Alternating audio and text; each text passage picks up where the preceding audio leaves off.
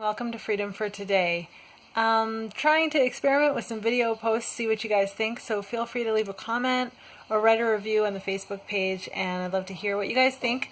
I want to help you read the Bible every day, and I think that's really important for all of us, mostly because our thoughts are super messed up and we get off track every single day multiple times.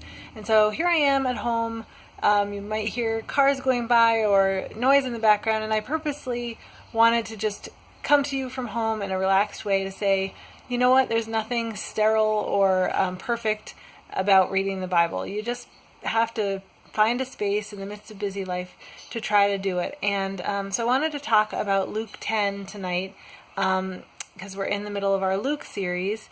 And I just wanted to wrestle with you with some of the verses that I find really difficult. And so I want to look specifically at verses 18 to 20.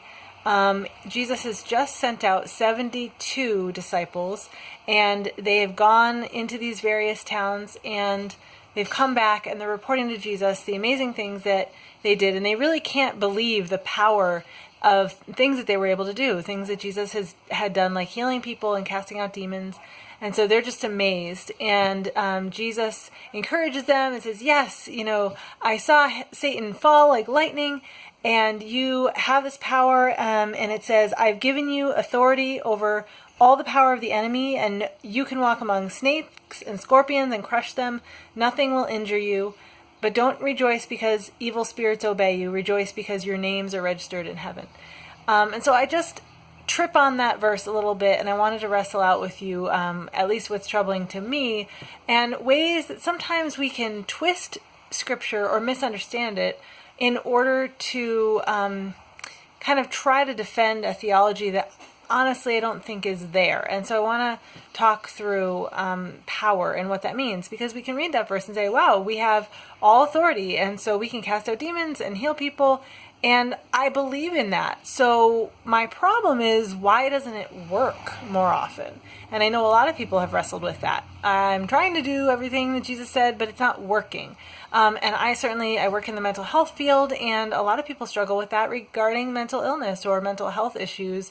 Sometimes people are confused about whether or not that's the same as demon possession, and they also just want to feel better, and they don't understand, why am I still depressed, or why am I still anxious? If we have all this authority, where is it? Where is the power? And so I really want to talk about that, because I want to look beyond just our own personal walk. We emphasize a lot, especially in American Christianity, our own personal walk with God. And I think that's really important. But we often miss the bigger picture because we're thinking just about me. Everything revolves around me. And so I want to think about the big picture of authority going all the way back to the Garden of Eden. Now, Adam and Eve were given authority over that garden, and they were to be over the birds and the animals. And so that was the kind of first job that they had. I find it so interesting that Satan appeared to them as a serpent, because he appeared as a creature in the garden that was specifically something they had authority over. And when Eve engaged with that conversation with that serpent, and she began to listen to him, she handed over her authority, and as did Adam, to the serpent. The one that they were supposed to have dominion over ended up being the one that tricked them, and they handed over their power to Satan in that moment. And so authority here is something that's a much bigger construct than just you or me or things we can make happen. We sometimes treat God like our personal assistant, that he's just going to show up and do what we say on a whim. The important thing here is that as a child of God, or as a follower of Jesus, we corporately have a power that is continuing to be realized. And sometimes we see it in individual moments, but I think more importantly, we need to look at the reversal that's happening. It's a reversal of kingdom. Just like in the Garden of Eden, there was a reversal in the wrong direction, Jesus starts to bring about a reversal in the right direction. And so when there are moments where you say, gee, I prayed for this person for healing and they didn't get healed, that has happened to me many times. Some people have even died, and you think, why is this still happening? We're praying, what are we doing wrong? And that's where we're asking the wrong question, because suddenly it becomes about my power. If I'm asking, what did I do wrong? Then there's some amount of faith I need to measure up to, or there's some trick in the book that I need to figure out. And that ends up being a works-based salvation, or a works-based gospel again, where it's all about me and am I doing it right? And everything we've written up to this point, or I've written up to this point in Freedom for Today, has been about how it's never going to be about me following all the rules or getting it all right or being some kind of really great Christian.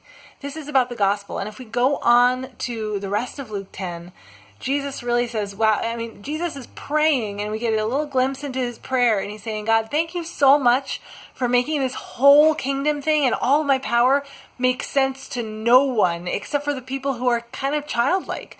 And I don't know about you, if you know some people who maybe are a little bit childlike in their way of understanding things, even when we look at actual children. There's a certain level of belief that just comes naturally. My kids are not measuring their amount of faith and is it good enough. They just kind of take it for what it is. And I think that's really where we need to land on this, is that the more we focus on rules, the more we focus on getting it right and some kind of magic formula for how God does what we want him to do in the moments that we say, I think we misunderstand authority, we misunderstand what faith is, and we become the foolish people in God's kingdom who think we know it all.